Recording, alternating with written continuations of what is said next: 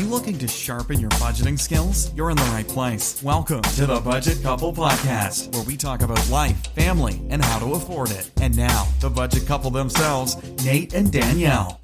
Welcome to the Budget Couple Podcast. I'm Nate. And I'm Danielle. And on this episode, we're going to be talking about some challenges and struggles that we have routinely with budgeting. Because even though we talk about budgeting and doing all of the stuff with money on a bi-weekly basis or bi-monthly, I don't know. Is it bi-weekly? Bi-weekly. I always forget because it's bi-weekly, I guess, means every 2 weeks. Yeah. Because I used to think bi-monthly would be like every other week. Every other month. Yeah, but I don't even know if that's a word, actually. It should be if it's not. So we're going to, ignoring that, we talk about money every 2 weeks, and we still definitely have problems of our own that we're still facing. I mean, we've been married a little over 8 years, so almost 8.5 now. What? And we still definitely fight as far as making sure that the budget's in there. Now, I don't mean like arguing, fighting, that kind of stuff. But what I'm talking about more is that we really just try to make sure our budget's as close as possible. And we haven't been doing a great job of that. And we're trying to get back on track. And in the last episode, I talked about some of the adjustments we made to try to fix that. And we're still kind of fighting it out and have challenges with that. And that's what we're going to talk about in this episode. Before we do that, though, if you could just leave us a review on your podcast player of choice, we'd really appreciate it. And if you have any questions, we are begging, we are pleading, we are praying for questions. We need questions because, quite honestly, we're starting to run out of topics that we can think of that would be interesting and fun to talk about on a regular basis. So if you have money questions, you have something that you want to know about, please let us know. We'll be happy to take on the question, treat it like our own, and answer it to the best of our ability. We're not financial advisors or anything like that, nor will we ever claim to be, but we would answer the question like we would do for ourselves. And stay tuned as well. We are looking into getting maybe a couple guest speakers. You know, we have a bunch of couple friends and family members and such that deal with similar budget issues that I'm sure a lot of us do. So stay tuned for potential guest speakers as well. Yeah, we're working on that. It's not too hard of a technical challenge. It's more of we need to schedule and find time with our work lives, our family lives, and then another couple's version of that. So we'll get there, but it's not a big deal. In other news, I want to give you some updates. In the last episode, I talked about the solar panels. They are 100% paid off. 1 year to the day that we started construction on our solar panels. So the guys are climbing around our roofs, putting up all the racks. We put $3,500 down and we paid them off. So they are entirely ours. We paid off that $36,000 in under 12 months. With the help of some tax credits. But it was part of the plan, so it's okay. We had that planned, and we knew that was going to be part of how we planned on paying them off. Yeah. So we paid off that money.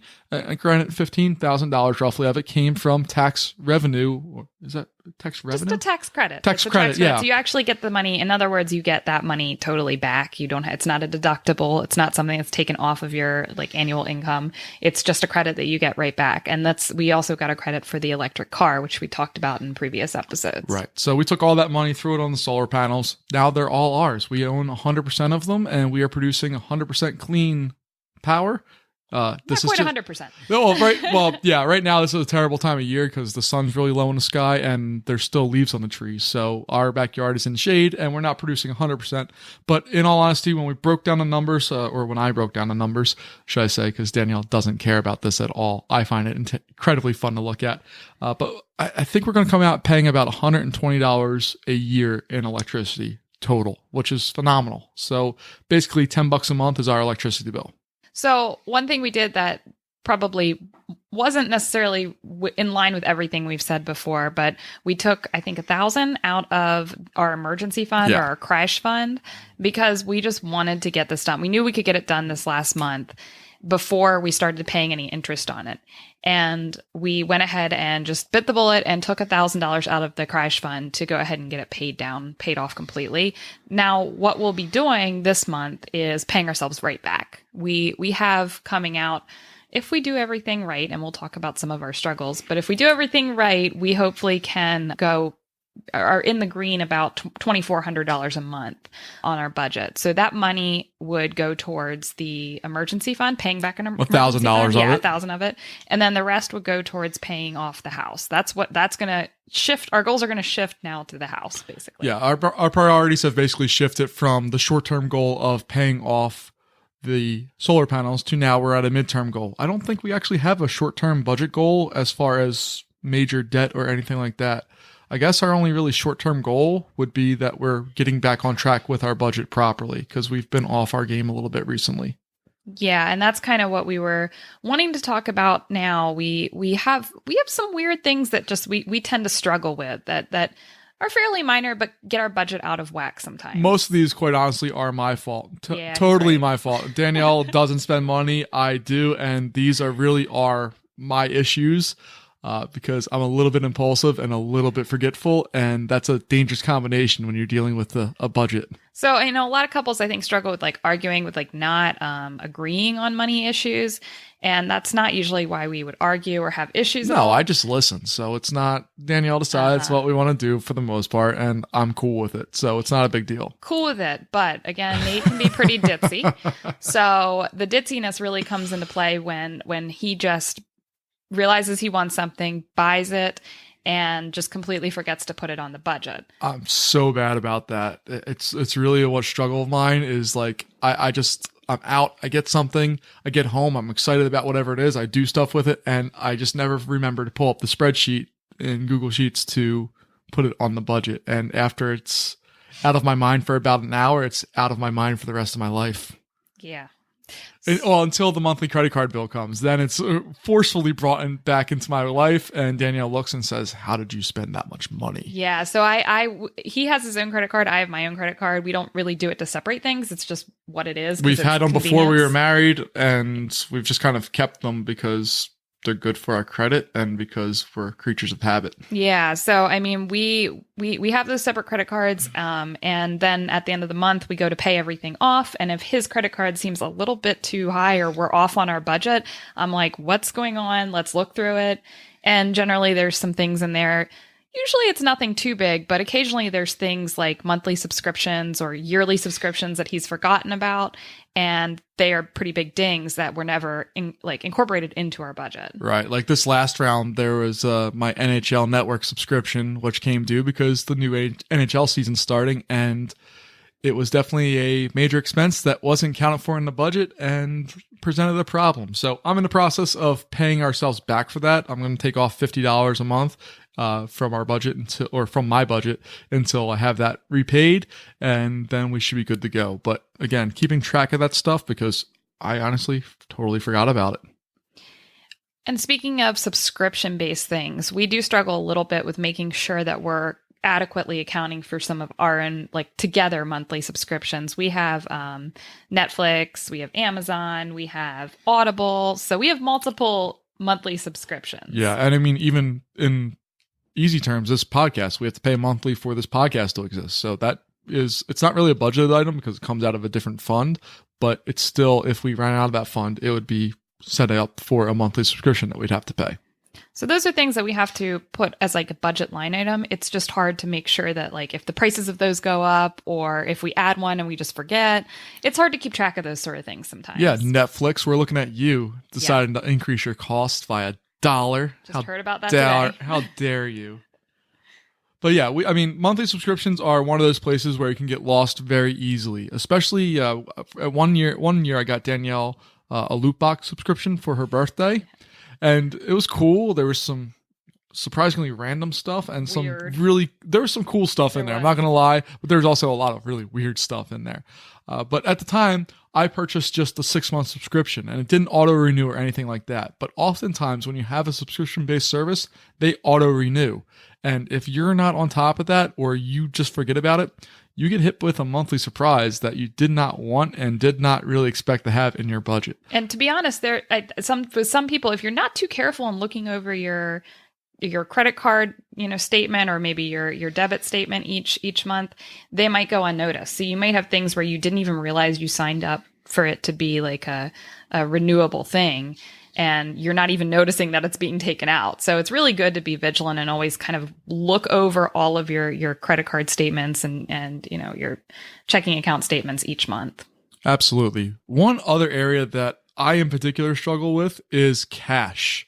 Now, cold hard Benjamins, dollar bills, when you have them, I have this inability to keep them in my wallet. I like to spend them, and it's usually on stupid stuff, but I always am kind of like, this is extra money that's not in the budget, so it's okay if I spend it. And that's not how cash should be treated. If we ever have to get cash out for anything and we have stuff left over, I tend to hold on to it in my wallet, or we put it somewhere else in the house where it just sits. Because if it is in Nate's wallet and he takes it around with him, it will be gone and he won't be able to tell me what he spent it on. Nope. And that's not something Danielle makes me do. That's something that I know of myself, so that I know if I have cash in my wallet, I take it out as soon as we're done doing whatever we need it with it, because I will spend it and it will disappear, and there will be zero accountability for where it's at, because I don't keep receipts, and there's not like a credit card where you can look up a record of what was spent. This has none of that. So it's just gone into the ether, and we don't have anything anymore for it.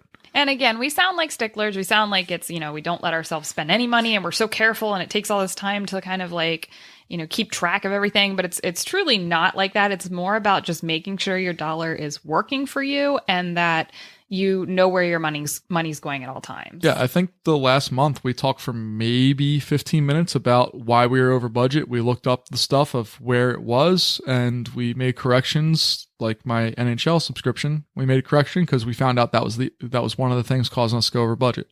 So really, it doesn't take a lot of time, but you do need to take that time. Otherwise, you're going to not let the budget control you.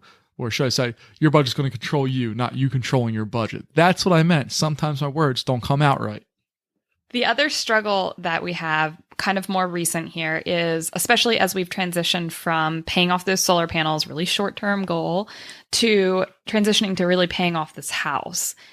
I struggle, and I think Nate struggles as well, with just balancing everyday funness in life with really trying to get that house paid down as quickly as possible. So you're making decisions about, okay, hey, we could take away all of our extra expense budgets. We could not have any fun money at all. And maybe we could get the house paid down like 3 or 4 years sooner. But is that worth it to us? Do we want our lifestyle to change that much and take those things away? Or is it more important for us to just live our lives and be comfortable and still be chipping away at that house? Yeah, I mean, there's lots of things we want to do. We want to do improvements to the house. Our bathroom is in need. Well, not really need, but we desire for it to be different. We want to go on trips because I think both of us, that's kind of a spirit or soul fulfilling kind of thing, as it really refreshes us and gets us ready to go. And also, you want to enjoy life because you don't know how much of it you have, and you don't know how much of it you get to spend with another person. So we want to enjoy all those things, but at the same time, we don't want to sacrifice our future to satisfy the present. So it's a balancing game, and we don't have that figured out all the way. And I don't think you ever really do, but we're really trying to focus on paying off the house, but still being able to afford to do things that we'd like to do. Yeah, I mean, I love to travel. And I think we've covered that pretty well. Yeah, we had a whole episode dedicated to it. I don't remember the number right now, but I can edit it in. So I want to spend thousands upon thousands every year on travel. And I know that that's not right either. That's not what we would want either. But it's just a matter of balancing kind of those long-term goals of paying something down like a house and really living your life the way you want to live it. Yeah, and I think that's kind of where we're going to leave it for this week. Sorry for the shorter episode, but I think that we just wanted to talk honestly about some of the struggles we have, especially these, again, are mostly my struggles as far as making sure the budgeted items get onto the budget, because that applies to the cash. It also applies to making sure they actually get there, even if I spend it on the credit card. So both of those are kind of my issues. Danielle doesn't really struggle with that. Occasionally she'll forget something, but that's like once in a blue moon. I will occasionally go over budget, and that's something that annoys me if I go over budget on my personal budget multiple months in a row. Because then I feel like I'm not being true to the budget. Yeah, case. And it's hard because sometimes you just need to do that recorrection where, okay, either we're going to wipe out that debt and start over so that we don't have that again, or this month is just going to be a lean month and you're not going to be able to do that.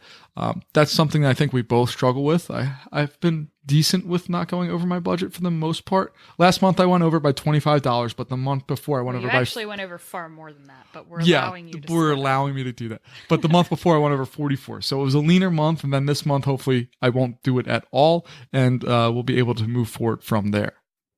So I think we'll leave it at that. And please offer us up some suggestions if you have questions, if you have concerns, just anything you want to know about.